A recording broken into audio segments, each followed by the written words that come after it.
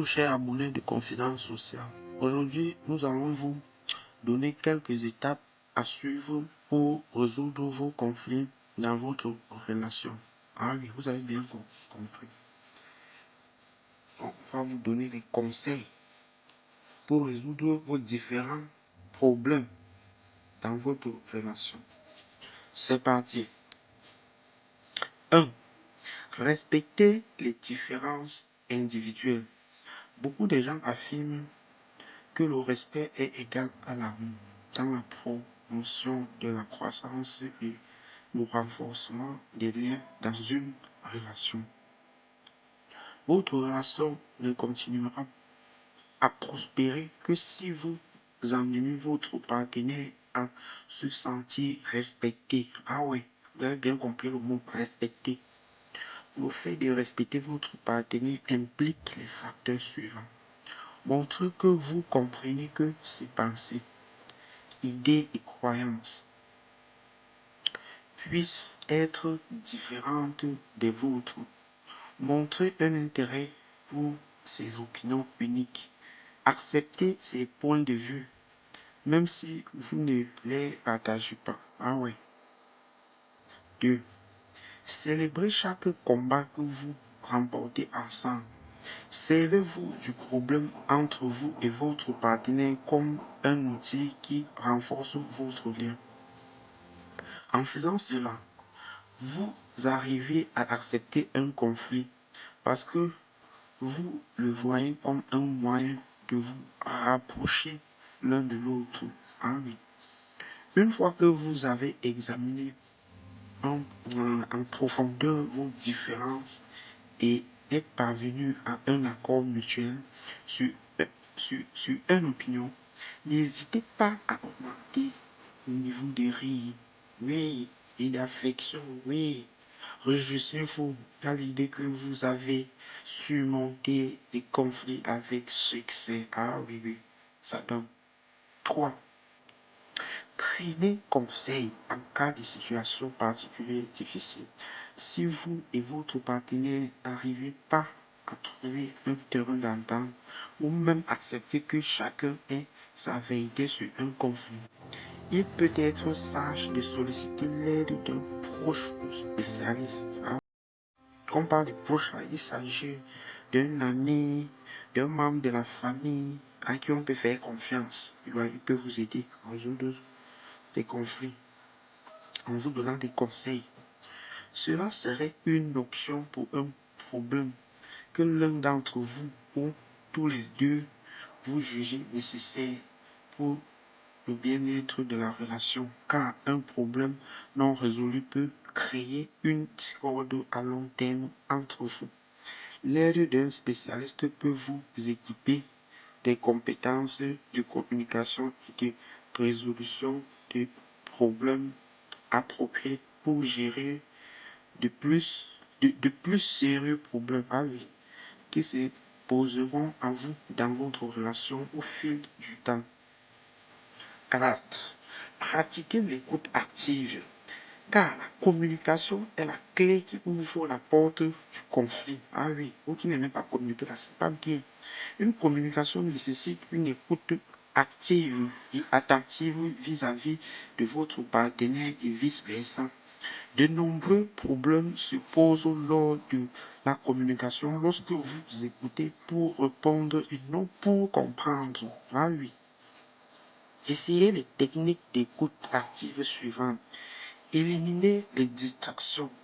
Éteignez la télévision et mettez les portables sur silencieux. Ah oui. Tournez-vous et faites face à votre partenaire. Penchez-vous en avant vers lui. Établissez un contact visuel. Écoutez tout le point de vue de votre partenaire avant de parler. Pas que quand il dit un mot, ouf, tu as répliqué. Non, ça ne donne pas. Reprenez les propos de votre partenaire en disant quelque chose comme on dirait que tu dis, un peu une expression comme ça. Essayez de faire preuve d'empathie en cherchant dans la perspective de votre partenaire un point sur lequel vous êtes d'accord. Ah oui. Ne vous précipitez pas. 5. Faites usage de la première personne du singulier. C'est très important dans vos propos. Lorsque c'est à votre tour d'exprimer votre point de vue, veillez à parler de façon explicite. Une excellente combinaison consiste à faire usage de la première personne du singulier dans vos propos. Vous avez bien compris. L'utilisation des propos en jeu vous donne la possibilité d'avoir le contrôle de vos propres pensées ou sentiments et minimise l'attitude défensive plutôt, tant pour moi, de votre partenaire. Les autres parties de vos propos permettent à votre partenaire de voir les détails. Par exemple, c'est un exemple très simple. Vous pourriez dire, lorsque tu rentres de la maison et que tu vas directement au lit, je me sens très ignoré. Ah oui, c'est un exemple très simple. 6. Focalisez-vous sur le moment présent. Souvent, un petit problème s'amplifie lorsque l'un d'entre vous commence à évoquer les anciens problèmes. Évitez les anciens problèmes. Évitez-les. Il y a un problème à résoudre au moment actuel. Ne faites pas recours au passé. Ce n'est pas bien. Essayez toujours de vous concentrer sur le moment présent et le problème en cours. Lorsque vous évoquez les problèmes passés, votre capacité à les gérer devient encore plus difficile. Oui, car vous allez vous mettre de plus en plus en colère. C'est ça. Si cela arrivait, l'un d'entre vous peut facilement dire, chérie, il est inutile qu'on retourne dans le passé. Essayons de voir de quelle façon nous pouvons résoudre notre situation actuelle. D'accord? Ah oui, vous pouvez dire ça. Ça pèse un peu les tensions. 7.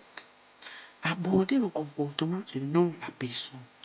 Un autre blocage potentiel à une communication efficace surgit lorsque l'un attaque la personne de l'autre plutôt que le problème. Il faut éviter cela. Si l'un d'entre vous se met à divaguer sur les traits de personnalité de l'autre, l'attitude défensive et la colère feront probablement surface. Ah oui. Parler d'un comportement spécifique comme laisser le linge sale éparpillé sur le sol au lieu de traiter votre partenaire de désordonné ou de cochon. Votre partenaire sera beaucoup plus disposé à améliorer un comportement si vous n'insultez pas toute sa personnalité en général. Ah oui, c'est ça. Il faut éviter ça. 8. Utiliser l'humour, une excellente façon de gérer un conflit tendu, est d'introduire un aspect comique. Ah oui, et d'introduire un aspect comique en, et, et, et en jouer, tant pour moi. Un conflit entre des amoureux peut se résoudre plus rapidement et la tension peut être apaisée lorsque l'un d'entre vous fait usage de l'humour. Ah oui, faites rire votre partenaire. Il y a, il y a, il y a, il y a quoi? Il y a des moments pour faire ça. Il ne faut pas faire ça quand il est fâché ou trop fâché là. Ça ne l'aide pas. Il faut faire quand il est un peu apaisé. Hein, autant pour moi. L'humour doit être utilisé au bon moment. Ah ouais. De préférence lorsque vous riez avec votre partenaire, non lorsque vous vous moquez de lui.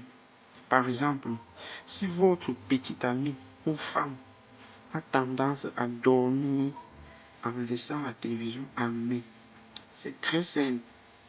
Viens auprès d'elle. Vous pourriez, vous pourriez plaisanter avec elle en lui demandant si elle essaie encore de suivre son émission préférée dans ses rêves. Ce genre de blague peut l'amener à prendre conscience du problème tout en gardant la discussion enjouée. Donc ça veut dire que quoi? Ça veut dire qu'en prenant en